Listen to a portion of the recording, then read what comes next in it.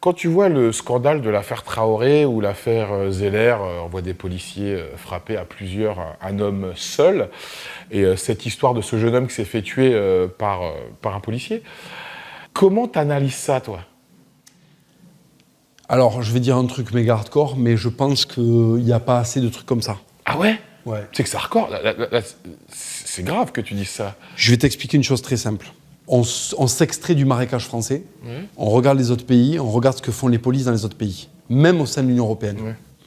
En Espagne, pourquoi est-ce que c'est tranquille dans la rue et tout? T'as vu des mecs traîner, des racailles, des trucs comme ça? Je pense qu'ils sont violents. Qu'est-ce qui se passe? Si un mec qui commence à faire ça là, avec les mains, tu vois, et que c'est pas un marionnettiste, il y a un guardia civil qui déboule et l'État lui donne le droit de trépaner le mec. D'accord? Il lui donne le droit de le trépaner. Mais vraiment, hein, c'est-à-dire que vraiment, si le mec le latte jusqu'au point où le mec il meurt, ce sera la légitime défense, il n'y a pas de souci. Okay? Donc ça, c'est dans l'Union européenne. On sort de l'Union européenne, on va, allez, je ne vais pas dire l'Afrique de suite, on va en Russie.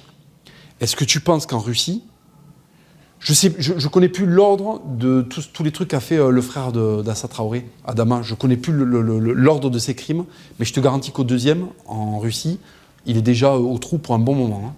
Il est déjà au trou pour un bon moment. Et c'est pas un trou où on te met une PlayStation et tu discutes avec les gardiens. Okay? Donc si tu veux, ça c'est la Russie, c'est encore... on est déjà un petit peu loin de l'Europe. Okay?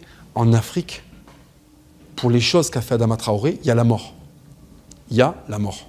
Non mais, là ce que je dis, c'est pas un truc imaginaire, d'accord? Là on n'a pas la liste de ce qu'il a fait, mais si on regarde la liste de ce qu'il a fait, au Mali, il peut se faire tuer pour ça.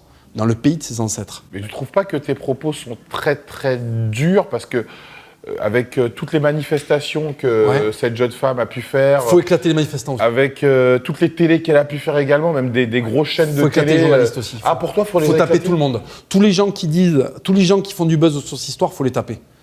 En fait, je t'explique. Quand la police fait mal quelque chose, d'accord, si elle fait un meurtre, d'accord, ce qui arrive, hein, ça arrive, hein, il faut qu'il y ait une police interne qui les démonte. Tu vois, qui les démonte, d'accord? L'IGPN, voilà, par exemple. Si on leur empêche de faire leur boulot sur des multirécidivistes et que dès qu'ils sortent le pistolet, la matraque, ils se font tomber dessus, ils ne peuvent plus faire leur boulot. Et on vit dans une société de merde. Parce que les mêmes fils de pute de gauche qui vont te dire « oui, il y a trop de violence policière », ils vont vivre où? Ils vont vivre dans des quartiers où on a mis des barrières sociales pour ne pas avoir à vivre avec les mecs que tabassent les policiers.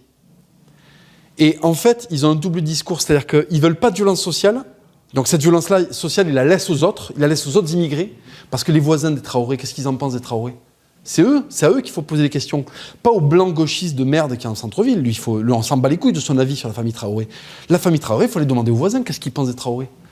Peut-être que les voisins, ils en ont plein le cul des Traoré. Peut-être qu'ils en ont marre d'habiter à côté d'un immeuble où il y a 125 mecs qui ont des casiers judiciaires et que ça devient invivable, tu vois ce que je veux dire? C'est eux qui passent l'année avec les Traoré. C'est pas le bourgeois qui donne son avis sur BFM TV.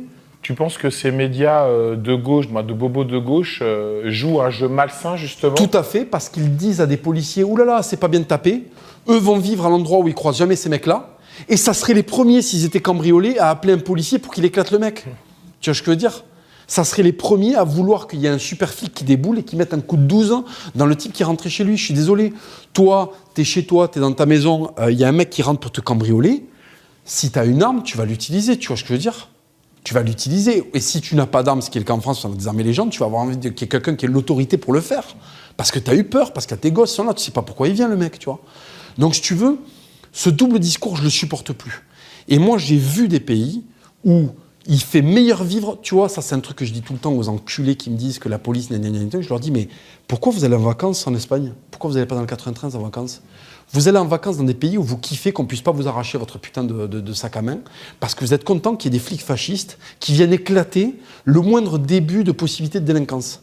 Moi, quand je vais en Espagne, les portes sont ouvertes, ça me fait respirer. Pourquoi? Parce qu'il y a un guardia civil, je sais qu'il est là, je sais que s'il y a un problème, ils vont débouler avec leur 4x4, tu vois. Ils vont sortir, ils vont éclater les mecs.